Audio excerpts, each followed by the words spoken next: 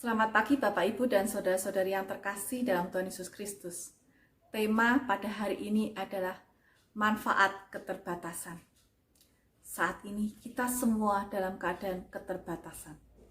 Ada orang yang berkata, saya terbatas dalam dana, saya terbatas dalam usia, saya terbatas dalam kesehatan, saya terbatas dalam ruang lingkup, dan berbagai macam hal keterbatasan.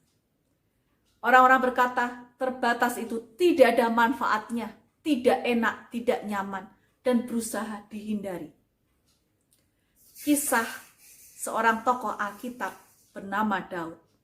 Daud pernah ada di dalam keterbatasannya. Di dalam 1 Samuel pasal 17, ayat 32 sampai dengan 40, demikian. Kata Daud kepada Saul, Baginda, kita tidak perlu takut kepada orang Filistin itu. Hamba bersedia melawan dia. Jangan, jawab Saul.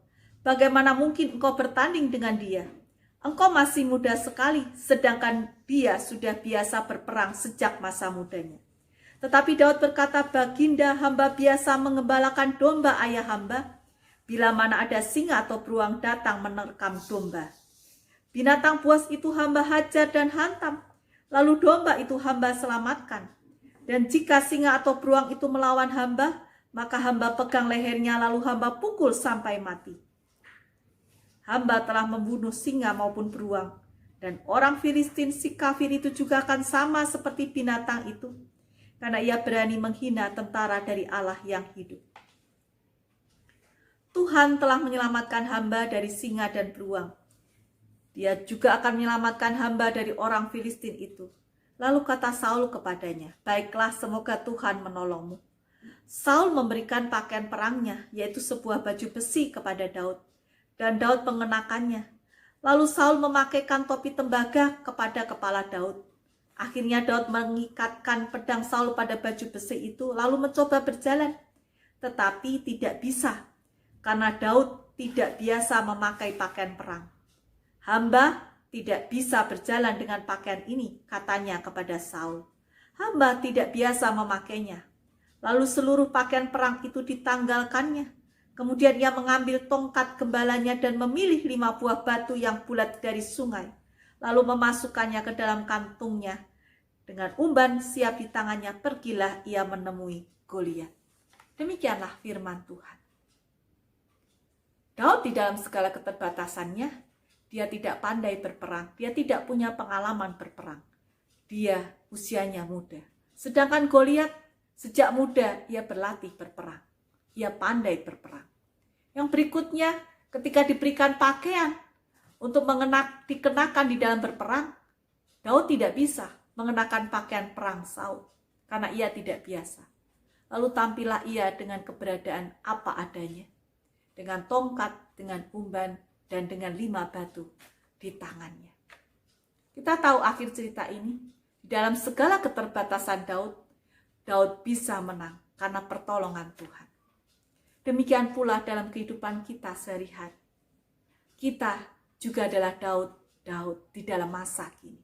Apakah kita bisa melihat tangan pertolongan Tuhan di dalam segala keterbatasan kita? Tahun 1975, ada seorang pemuda bernama Stephen. Dia juga merencanakan membuat sebuah film trailer yang menceritakan ada seekor hiu raksasa yang memangsa orang-orang ketika berenang di laut. Dia merencanakan skenario dengan begitu indah, dia seorang sutradara. Tapi apa yang terjadi pada kenyataannya? Mesin mekanik hiu itu macet. Stephen sangat frustasi, kecewa, marah dia.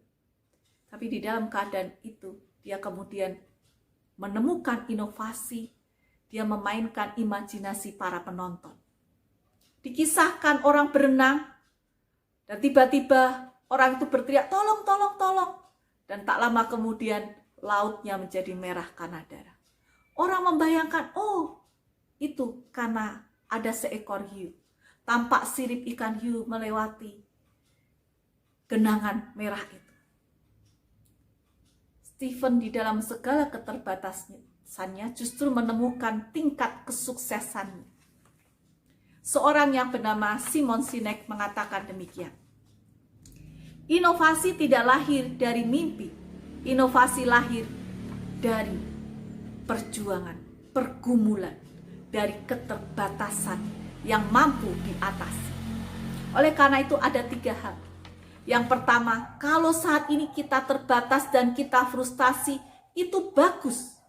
Karena saat itulah kita harus menemukan inovasi. Saat itulah saat terbaik kita berinovasi. Yang kedua adalah tenang dan ambil waktu untuk menimbang kekuatan, kelemahan, kesempatan, dan tantangan yang ada. Mari kita mencari solusi yang terbaik. Brainstorming dengan orang-orang di sekitar kita, tukar pikiran. Apa kelebihan kita, apa kekurangan kita, apa untungnya kita melakukan itu, apa ruginya kita melakukan itu. Segala sesuatu usaha dimulai dari kecil, tidak langsung besar. Kita mencontoh dari Daud dan dari Steven Spielberg. Dan yang ketiga adalah Tuhan dapat membuat mujizat dalam segala keterbatasan. Kisah-kisah di dalam firman Tuhan menceritakan Tuhan berbuat mujizat di dalam segala keterbatasan manusia. Oleh karena itu jangan berkecil hati, jangan frustasi.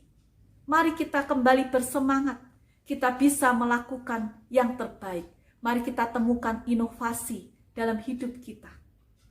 Kita bisa menjadi sukses justru di dalam keterbatasan kita. Tuhan akan menolong kita. Amin.